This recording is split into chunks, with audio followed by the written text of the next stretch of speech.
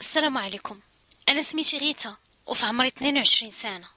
انا من البنات اللي ندموا على شحال من غلط داروا في حياتهم. المشكله اخوتي اللي كان عندي هو ان الام ديالي ما حاولت شيء باش انها تربيني وترجعني للطريق وتخليني بعد على بنات المصلحه اللي باغيين فيا الخدمه. هادشي اخوتي ما درتو حتى فات الفوت وحتى خرجت على مستقبلي بالمزيان، وحتى شي واحد ما بقى باغي يتزوجني بسبب المراهقه الصعيبه اللي دوزت.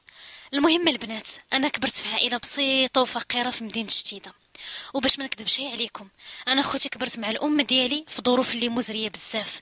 ما غاديش تيقوني الا قلت لكم كنا عايشين في دار ديال الكرا اللي كانت مشروكه. الدار كانت على شكل بارطما، ولكن اخوتي حنا كان عندنا غير بيت واحد فيها. ما غاديش تيقوني الا قلت لكم باللي كل عائله كانت ساكنه معانا عندها بيت في هذيك البارطما. يعني غير تخيلوا معايا كيفاش غادي تكون المعيشه. كل واحد كانت عنده ثلاجته.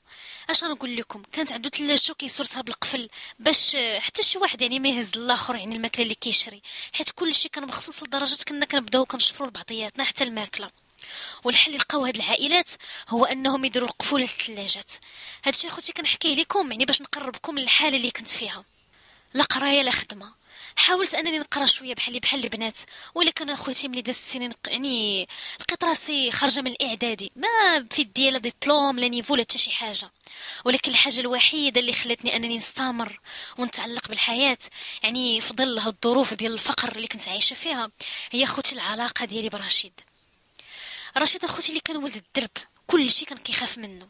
ولكن اخوتي هو كان من هذاك النوع اللي كيقولوا عليه الرجوله منذ الطفوله، كي تنقولوا كان يوقف معاك يدافع عليك. يا ويل شي واحد يقرب منك، خصوصا يعني مع البنات. اي واحد اخوتي يعني يفكر انه يبسل، يعني غير يفكر انه يتبسل على بنات الدرب، كان صافي كيندمو. ما كانش نهائيا في قلبه الرحمه. الحبس اخوتي عنده بحال شرب الماء، دائما اخوتي داخل ليه خارج ليه بسبب الضرب والجرح. وبالنسبه اخوتي لخدمته، كان عنده واحد ريبورتور كبير راكم عارفين كيمشي به للسواق وتيجي بالسلعه، يعني كان كيهز للناس السلعه ديالهم وكانوا كيدوروا معاه. غادي تبدا اخوتي علاقتي به ملي كنت محتاجه شي راجل في حياتي. كنت اخوتي محتاجه لشي واحد يكون السند ديالي، يعني يدافع عليا في الوقت اللي كنكون محتاجه لشي واحد في جنبي. ماما اخوتي كانت كتخدم النهار كامل في الميناج، وكانت يعني في الوقت اللي ما كتكونش فيه مساليه كانت كترسلني باش انني نمشي نتقضى، يعني في الوقت اللي كتكون فيه هي خدامه. واحد المره يعني اللي عاقله عليها يا البنات بحال غير البارح، من كثرة الخوف اللي شفت واحد الحمار اخوتي، شنقول لكم، طيح فيا النص. تبعني اخوتي داك النهار واحد الولد ما عرفتوش صراحه، وخلعني واحد الخلعه اللي ما تصوروهاش نهائيا. كان اخوتي كيبان شمكار وحصلني في واحد الدرب وجهي اخوتي كيخلع. الدرب اخوتي اللي كان حاصرني فيه كان درب خاوي، يعني الا خرجتي منه غتلقاي غير الشر، يعني والغابه والخلا والقفار راكم عارفين. ما كان عندي اخوتي فين نهرب. في الاول بدا كيعيط لي بسميتي، انا دخلت او كيفاش هاد السيد كيعرف سميتي؟ يعني السيد كان مخطط اصلا باش انه يحصلني في هاد البلاصه، ويعني وتابعني وعلم الله منين. صافي يا البنات، ملي اخوتي سمعت سميتي وتلفت للسيد، يعني ما تيعرفني ما تنعرفو، فشلت ركبتني واحد الخلعه اللي ما تصوروهاش. انا اخوتي قلت ما غندوي شي معاه وغادي نخلو نمشي نكمل طريقي صافي، ومن بعد غيمشي في حاله. ولكن هو غير ما زاد فيه، جرني اخوتي من يدي، وصلت به الواقع حتى انه يجرني من يدي ويقول لي واش ما كتسمعينيش راني دويت معاك. انا اخوتي ما حسيت شي براسي، حتى بديت كنغوت، وانا ما حدي كنغوت اخوتي وهو غير ما كيزيد يشعر. الزهر اللي كان عندي اخوتي هو هاد الشي وقع في الطريق ديال السوق، وهاد السوق اخوتي يلاه كنت تقديت منه يلاه جايه. المشكل اخوتي اللي كنت درت في داك النهار هو انني كنت لابسه جلابه في الاحمر. هاد الشيء اللي خلى هاد الشمكار يتبعني واقيلا من حدا الدار. هو شاف السيد يعني شاف الجلابه في الاحمر، صافي قال هادي بنت الزنقه. صافي يا اخوتي طيح فيا النص ملي وراني الجنوي، وراني يا اخوتي واحد الجنوي قدو قداش لا يوريكم حالتي كيفاش كانت في هذيك اللحظه. كان اخوتي داير الجنوي حاجه كون في التقاشر، فهمتوا؟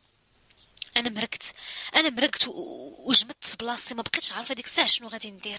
صافي قلت هذه هي الاخره ليا. قلت اخوتي الا جاب الله وهربت من هاد المصيبه ما عمرني نهائيا باقي غنمشي نتقدم للسوق. جاب الله البنات غادي يبان رشيد وغادي يتشاد هو وياه. وهذاك الشمكر اخوتي كان عارف رشيد شنو كيسوى وعارف بلي ما معاشي معاه اللعب. صافي ملي دوا معاه رشيد اول حاجه غادي يقول ليه، قال لي اسمح لي راه ما يسحب ليا شي البنت معاك وتتعرفها. هذه يا اخوتي هي اول مره غادي ندوي فيها مع رشيد. صافي كان تيبان ليا بحال شي بطل، بحال شي فارس ديال الاحلام اللي جا ونقذني من هذاك الموقف. من ديك الساعه وحنا بقينا كندوي في الواتساب، ولات عندي واحد العلاقه كبيره مع ولد الدرب، وليت كنموت عليه صراحه. ما بقيت شي قادره انني نتفارق معاه. هذاك الشخص اللي كنت كنتمناه يكون في جنبي جابوا لي الله. لدرجه البنات ما غاديش يتيقوني الا قلت لكم بلي حتى ماما كان في راسها بلي راني معاه. كانت كتعرفني معاه ولكن ما كانت شي كتقدر تقول شي حاجه. حتى البنات بغيت نقول لكم واحد النقطه، راه ملي كيخطاك الاب ديالك، وبالمناسبه خوتي الام يعني الاب ديالي كان مطلق من يعني من امي، ملي كيخطاك الاب ديالك يعني ما تيبقى شي داك الراجل اللي كيغير على بنته في الدار.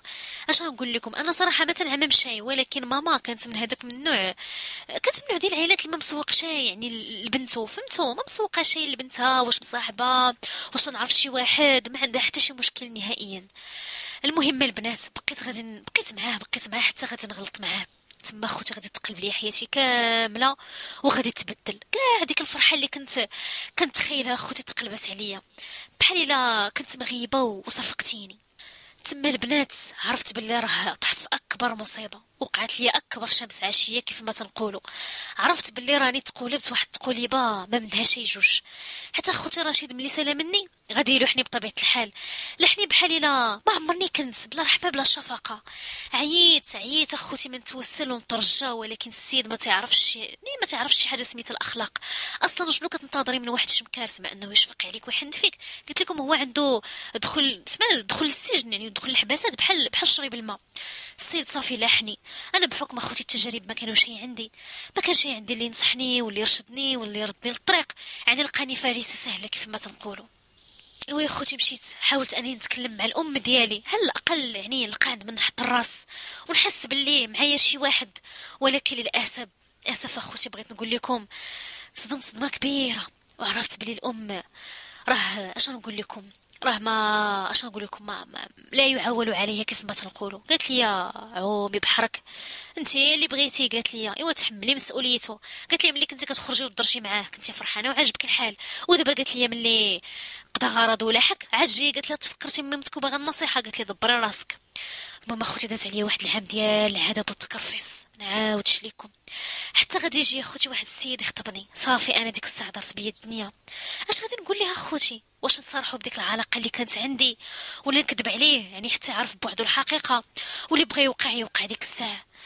ديك الساعه اخوتي كانت عندي واحد صاحبتي اللي تكلمت معاها، وهي الوحيده صراحه اللي سمعت ليا. قالت لي شوفي نقول لك، راهي لا فتي حتى قلتي لي الحقيقه غير نسيه.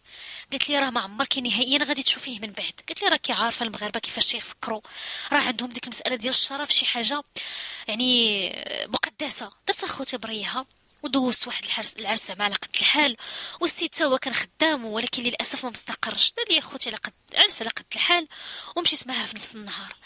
قرر باش انه يديني لوطيل، وقال لي بما اننا ما خسرناش يعني فلوس كثيره في العرس، علاش ما نتهلاوش في راسنا ويعني ونمشيو لوطيل ونتبرعوا حتى حنا وندوزو شي سيمانه. ايوا يا البنات تما غادي نتفرج، تما غادي يعرف الحقيقه المره، وغادي يعرفني بلي راني مخبي عليه سر كبير، مخبيه اخوتي سر كبير. والسيد صدم صدمه كبيره في البلاصه. اخوتي هز التليفون وبدا كيعيط على امو.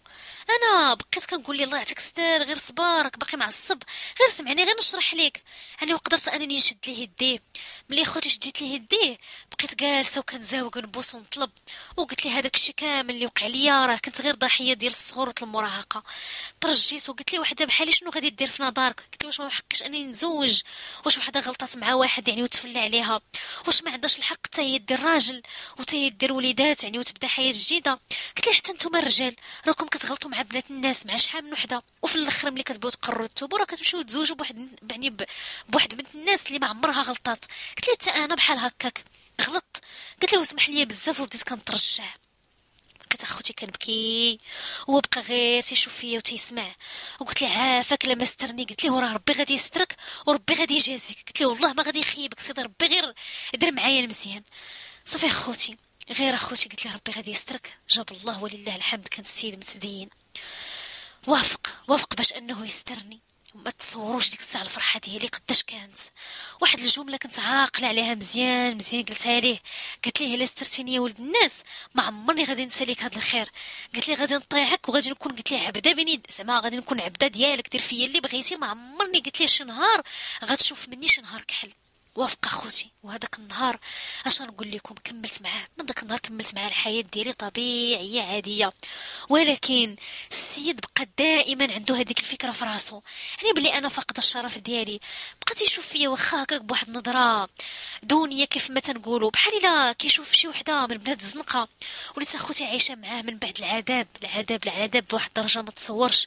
وفي اي خصام، في اي خصام بيناتنا كان بدا يقول لمو هذيك غير بنت الزنقه، فهمتوا؟ السيد ولي هزني وحطني غير بنت الزنقه، وليت اخوتي مدلوله قدامه لواحد الدرجه ما تصورش. وهذا الشيء كامل بسبب الطيش ديالي، وبسبب يعني التنقاز الخاوي ديالي كيف ما تنقولوا. المهم واحد النهار غادي يتقلق عليا على قبل واحد السبب اللي بسيط جدا، وغادي ينوض بيناتنا واحد الخصام كبير. تما غادي يمشي يعني يقول لامو كل شيء، غادي يحكي ليها على مصيبتي، يعني المصيبه ديالي اللي وقعت ليا. هي كان كيقول لها قدامها ملي كنت خصم انا وياه، تيقول لها دايره غير بنت الزنقه. ولكن الام ديالي كانت كتعتبر يعني غير في لحظه غضب يعني الابن ديالها تيقول ديك الهضره، ما عاود ليهاش بالتفصيل. انا اختي زوجته وطلبته، قلت لي خلي هذا الشيء غير بيناتنا، يعني ما تحكي لهاش شيء. ولكن اختي نهار قالها لمو صافي طاح من عينيا، ما بقاش كيبان ليا راجل. ومن داك النهار ما بقاتش عندي حتى الوجه باش ندوي مع حتى شي واحد، لدرجه انني فكرت اني ننهي حياتي.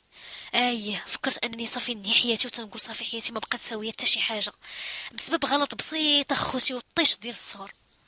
هذاك الشيء علاش النصيحه اللي غادي ننصح البنات، ثبتوا وحسنوا ورزنوا.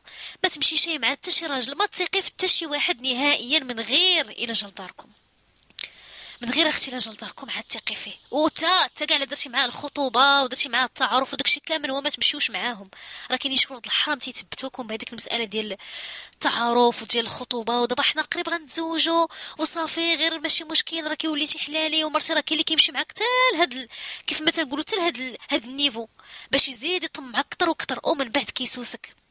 كيسوسك يا اختي، ما تمشي معاه، ما تمشي معاه حتى دير العقد ديال الزواج يكون بينك وبينه والشهود، يعني ويكونوا والديك ويكون حاضر كل شيء. كي قلت لكم العقد الزواج عاد ديك الساعه ممكن انك ديري معاه شي حاجه. واخوتي اش نقول لكم، كنشكركم بزاف حيت سمعتوا القصه ديالي، وبغيت منكم تنصحوني واش نزيد نصبر مع هاد الصقع الايام ولا شنو غادي نديروا. لاخوتي صافي نطلقوا ونبدا حياه جديده.